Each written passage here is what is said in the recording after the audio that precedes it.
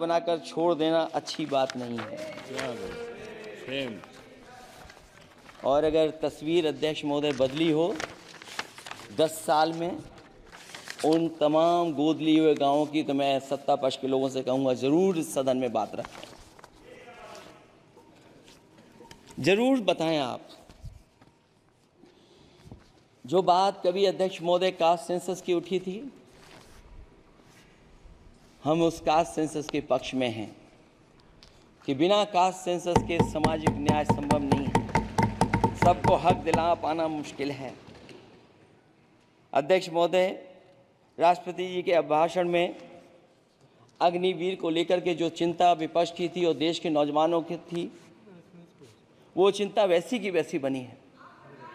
अध्यक्ष महोदय, मैं ये कहना चाहता हूँ, मैं खुद मिलिट्री स्कूल से पढ़ा हूँ, मेरे साथ के बहुत बड़े पैमाने पे लोग फौज में, मैंने समय समय पे जो मेरे साथ पढ़े जो सीनियर थे उनसे भी जानकारी हासिल की है, बड़े बड़े ऑफिसर से मैंने पूछा है, वो शायद आपको न बता पाएँ, लेकिन दबी जुबान में उन्होंने कहा है कि देश की सुरक्षा के साथ अग्निवीर जैसी व्यवस्था लागू करने से समझौता हो रहा है।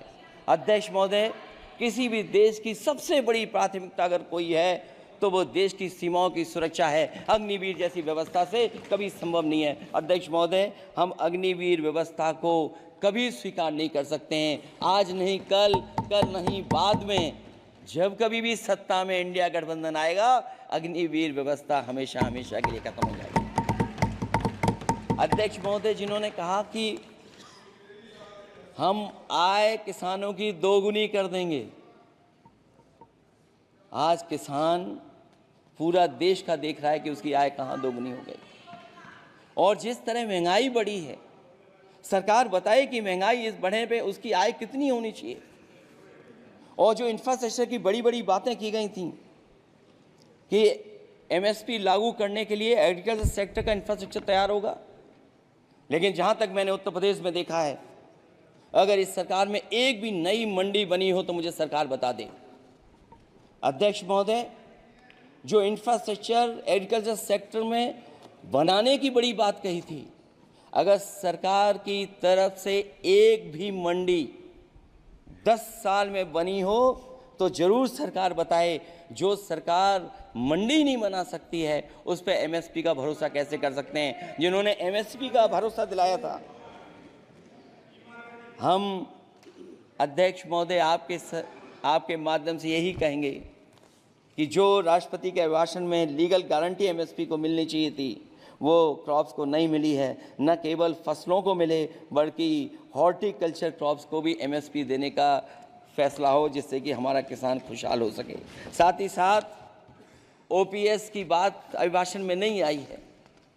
ओल्ड पेंशन स्कीम लागू हो, जिससे हमारे तमाम सरकारी कर्मचारियों का भविष्य बन सके।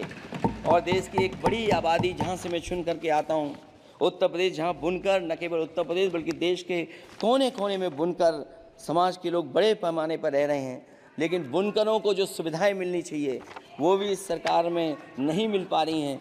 जो प्रदेश सरकारों ने कभी बुनकरों के लिए योजनाएं चलाई थीं, वो भी अध्यक्ष महोदय बंद कर दी हैं। मैं अंत में इतना ही कहना चाहूँगा कि इस सरकार ने नौजवानों को नौकरी नहीं दी है, नौकरी और रोजगार उनसे छीने हैं, बहुत नौकरी छीनी है। इसलिए मैं कहना चाहता हूं अध्यक्ष जी, इसलिए मैं कहूँगा कि आपके राज में न नौकरी की उम्मीद है न रोजगार, क्योंकि आपने छोटे कारोबारी तक को इतना छोटा बना दिया है कि न तो वो अपना पेट भर सकता है, न किसी को नौकरी पर रख सकता है। जो कुछ पद निकलते भी हैं तो उन पर लेटरल एंट्री के नाम से पिछले दरवाजे से कुछ खास संगी साथियों को रख लिया जाता है। आरक्षण का हक नॉट फाउंड सुटेबल के नाम पर हड़पा जा रहा है। और अध्यक्ष महोदय, आरक्षण के साथ इतनी खिलवाड़ किसी सरकार ने नहीं की होगी जितनी खिलवाड़ इस सरकार ने की है।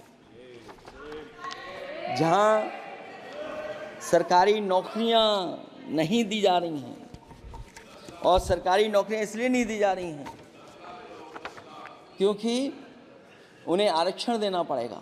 जिस प्रदेश से मैं आता हूं वहाँ सबसे बड़े पैमाने पे नौजवान बेरोजगार है, और पिछले 10 साल में जो पेपर उन्होंने लीक कराए हैं वो इसीलिए कराए हैं क्योंकि नौकरी ना देनी पड़े, और अगर नौकरी देनी पड़ेगी तो उन्हें आरक्षण भी देना पड़ेगा। ये जानबूझ करके सरकार नौकरी और आरक्षण के साथ खिलवाड़ कर रही है।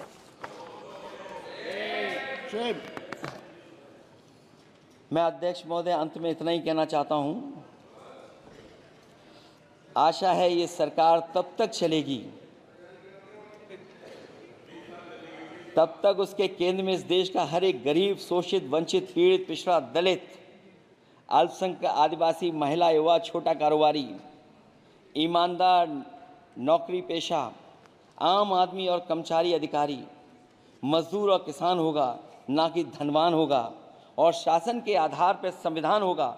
वह जुमलों की जगह सच में महंगाई, बेरोजगारी, भ्रष्टाचार, गरीबी, भुखमरी, संप्रदाय हिंसा, दलित व महिला उत्पीड़न, सामाजिक अन्याय जैसे मूलभूत मुद्दों का समाधान होगा, और भोजन, बिजली, पानी, दवाई, पढ़ाई जैसी बुनियादी ज़रूरतों के लिए कागजी योजनाओं की जगह सच में इंतज़ाम होगा। मैं एक बार फिर उत्तर प्रदेश की समझदार जनता द्वारा सबसे बड़ी पार्टी चुने जाने के साथ साथ इंडिया गठबंधन समाजवादी पार्टी और कांग्रेस को सबसे ज़्यादा सीटें जिताई, उसके लिए मैं उत्तर प्रदेश की जनता